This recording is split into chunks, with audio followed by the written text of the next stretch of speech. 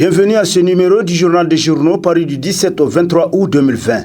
Un numéro que nous entamons, actualité oblige par la situation politique au Mali. À cet effet, la chute du régime d'Ibeka, une leçon pour les chefs d'État sourds et muets, titre de la rubrique L'échiquier de sa parution hors série en date du 20 août 2020, le quotidien privé L'Enquêteur, pour qui les mesures fortes prises par le président Issoufou Mahamadou et ses pairs n'ont pas suffi à épargner le régime d'Ibeka.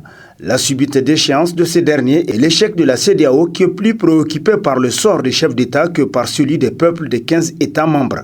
D'ici la fin de cette année 2020, pas moins de 5 pays de la CEDEAO organiseront des élections. Des scrutins sur fond de fortes contestations ça et là selon le journal qui poursuit. Personne ne peut prédire l'issue de ces joutes, notamment en Côte d'Ivoire et en Guinée. Que fait la CEDEAO pour garantir des élections crédibles et transparentes dans ces pays? Il a fallu la contrainte de la baïonnette pour qu'Ibeka entende enfin les supplications de son peuple. Le désormais ex-chef de l'État du Mali rejoint ainsi le lot des présidents africains sortis par la petite porte, constate le quotidien qui renchérit. Cette démission forcée doit donner à réfléchir à Alpha Condé et Alassane Ouattara, tous des candidats à un troisième mandat et plus risqué. Les chefs d'État sourds et muets aux récriminations de leur peuple courent au devant d'un sort similaire à celui d'Ibeka, d'après L'Enquêteur. Dans le même chapitre, la CEDEAO ne laissera pas le Mali sombrer dans une issue incertaine, a déclaré le ministre des Affaires étrangères Kalla Ankoro, titre à sa une l'hebdomadaire La Flamme, pour qui c'est un sentiment de déception que la CEDEAO a éprouvé après le coup d'État intervenu au Mali. La CEDEAO est déçue parce que ce coup d'État vient écourter les efforts de négociation que l'organisation a déployés depuis plusieurs semaines. Conformément à son protocole additionnel, la CEDEAO a demandé à tous les pays de fermer leurs frontières avec le Mali, d'arrêter tous les flux et les transactions économiques, financières et commerciales. D'ores et déjà, la commission de la CEDEAO a été instruite pour mettre en œuvre une série de mesures et sanctions contre les putschistes, leurs partenaires et leurs collaborateurs. Ce qui explique la convocation du sommet extraordinaire du jeudi 20 août 2020 et la force en attente de la CEDEAO est déjà appelée à monter en puissance pour parer à toute éventualité selon le journal qui poursuit. Ce coup de force est un coup dur contre la CEDEAO. Coup dur contre tous les peuples, c'est archaïque. Les temps sont révolus pour le changement de pouvoir par des voies non constitutionnelles. Le Mali est un de ses membres et la CEDEAO ne va pas le laisser sombrer dans une issue douteuse, a conclu le ministre Kalla Ankoro, tel que rapporté par La Flamme. Le Niger déclaré zone rouge par le Quai d'Orsay, Macron poignarde Issoufou dans le dos, titre dans ses colonnes l'hebdomadaire L'Actualité, qui nous apprend que dans un communiqué publié le 12 août dernier, le ministère français des Affaires étrangères a déclaré que l'ensemble du territoire nigérien est formellement déconseillé, le considérant comme une zone rouge. Selon le même communiqué, même la capitale Niamey est considérée comme une zone orange et déconseillée sauf raison impérative. Cette décision du ministère français de colorer le Niger en rouge intervient après la tuerie le 9 août de 6 touristes français et 2 Nigériens dans la réserve touristique de Kouré dans le département de Kolo. Comme il fallait s'y attendre, cette décision a été très mal accueillie par les Nigériens. Pour certains analystes, la décision de son ministère des Affaires étrangères sonne comme un coup de poignard de la France dans le dos du président Issoufou Mahamadou. Ces analystes rappellent que depuis son arrivée au pouvoir en 2011, le président Issoufou Mahamadou a été un très bon élève de la France, à qui il a permis d'installer des bases militaires au Niger, constate le journal pour qui, malgré les multitudes de demandes d'une partie de l'opinion pour le départ de ces bases militaires, le régime du président Issoufou Mahamadou s'y oppose toujours. À quelques mois seulement de la fin de son second et dernier mandat constitutionnel, c'est un mauvais cadeau que le président Issoufou Mahamadou reçoit de cette France, dont il s'est évertué à défendre les intérêts depuis son arrivée au pouvoir, selon L'Actualité. Amère vérité, s'il y a faute dans la situation du Niger, ceux qui emportent la responsabilité seront chez vous. À côté de vous, pas les autorités françaises qui travaillent pour la France et non pour le Niger, titre dans sa rubrique Nation, l'hebdomadaire satirique Le Canard en furie, qui constate que les Nigériens sont nombreux à fustiger à tort ou à raison le fait que la France ait peint en rouge tout le territoire nigérien, défendant à ses ressortissants et à ceux de l'Union européenne de s'y rendre car dangereux.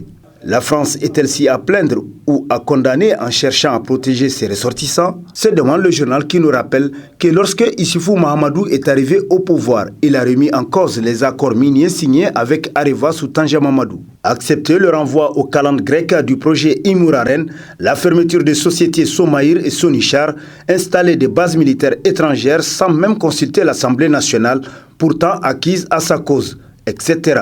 Il y a même, au nom d'une lutte commune contre le terrorisme, des officiers français qui siègent avec les autorités nigériennes dans la salle du Conseil des ministres, l'espace suprême de la souveraineté nationale.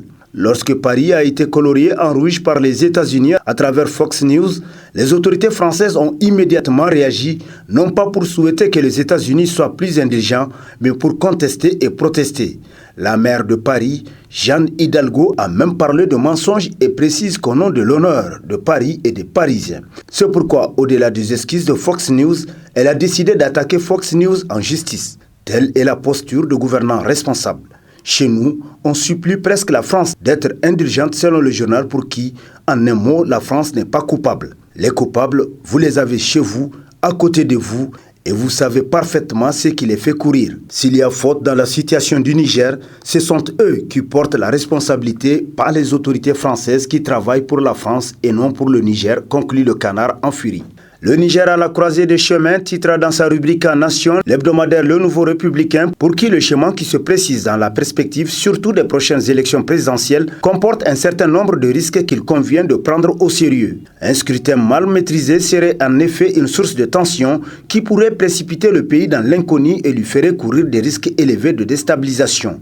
Le candidat qui occupe aujourd'hui l'essentiel de l'espace public tient sa force du soutien de l'actuel président de la République et de la bienveillance supposée de la France. Au-delà de considérations politiciennes mises en avant par ses adversaires politiques, il importe plus de s'interroger sur la dynamique politique qu'il serait en mesure d'insuffler au pays d'après l'hebdomadaire qui poursuit. Le contexte sécuritaire et l'accélération actuelle de l'histoire commandent une nouvelle attitude adaptée non seulement aux attentes des populations, mais également aux réalités géopolitiques qui placent le Niger au centre d'enjeux colossaux qui le dépassent. Il semble par conséquent impératif que certaines querelles soient mises en sourdine et que la classe politique sache prioriser les urgences et optimiser le peu de moyens du pays pour lui éviter un naufrage qui n'est pas aussi loin que d'aucuns l'imaginent selon le Nouveau Républicain. Des jugements rendus dans les crises de partis politiques, la justice peut-elle encore rassurer? S'interroge l'hebdomadaire Le Monde aujourd'hui. D'après qui, pour se maintenir au pouvoir, conscient de l'illégitimité de son pouvoir, les socialistes avaient compris qu'il leur fallait jouer à déstructurer les partis politiques, à provoquer la chienlit dans le champ politique pour pouvoir survivre dans le désordre politique. C'est ainsi que le PNDS avait traversé tous les partis politiques se servant de personnalités corruptibles, sans conviction et qui, s'ils n'avaient pas été tentés par des fibres subjectives, avaient été convaincus et poussés à rallier le camp du pouvoir à coups de fric ou de confort dans le système avec notamment la promesse de postes juteux. Mais le PNDS, même en réussissant à s'aimer le désordre dans presque tous les partis politiques, ne put s'arrêter en si bon chemin et continue la sale besogne, revenant à déstabiliser les partis qu'il créait en se servant du même mode opératoire, notamment de rebelles manipulés.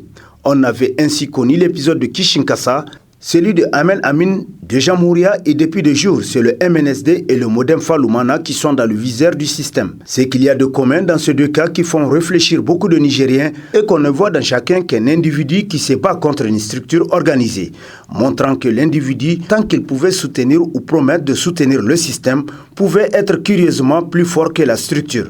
Pourtant, il y a des cas qui font jurisprudence. En effet, qui ne se souvient pas que lorsque le PNDS avait eu besoin de chasser Ibrahim Yacoubou de ses rangs, il lui avait juste suffi d'une déclaration publique pour que l'acte soit consommé sans que des juges n'aient à s'en mêler d'après le journal qui se demande pourquoi pour d'autres cas, lorsque l'individu n'est plus en phase avec le groupe et avec le parti, un autre fût-il un juge, peut-il vouloir lui donner la place que le groupe lui refuse? Comment un homme qui n'a aucune structure du parti avec lui peut-il être plus fort que la structure? Le juge qui tente de donner raison à un électron libre rend-il franchement service à la démocratie qui est par essence la loi du plus fort? Or, en parlant du cas de Modem Faloumana, tout le monde le sait, y compris le PNDS de Issoufou Mahamadou, qu'il est loin, très loin de prétendre porter le parti. Comment d'ailleurs une banale histoire d'intérim peut-elle pousser un parti à des turbulences qui n'ont pas lieu d'être? C'est pourtant à un tel individu qu'une certaine justice tente de faire ce plaisir selon Le Monde d'aujourd'hui. Le CRPD Soulhou s'implante dans le Niger profond, Ibrahim Gado à la conquête du monde rural, Titre dans sa rubrique Nation, l'hebdomadaire L'Éclosion, qui constate que les militants et sympathisants du Conseil républicain pour le progrès et la démocratie, CRPD Sulhu, peuvent s'estimer heureux. Le parti politique dont les activités ont été officiellement lancées le 4 juillet 2020 seulement est en train de s'implanter dans le Niger profond.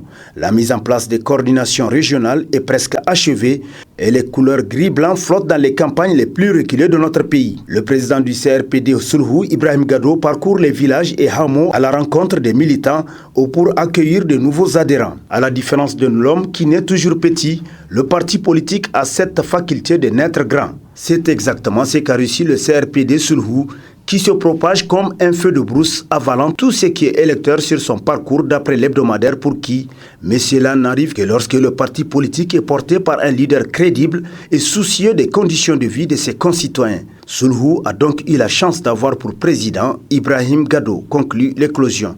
Et sur ce prend fin le présent numéro de la revue de presse. Prochain rendez-vous, plaise à Dieu dans une semaine avec toujours la même passion de vous servir. Bonne lecture et au revoir.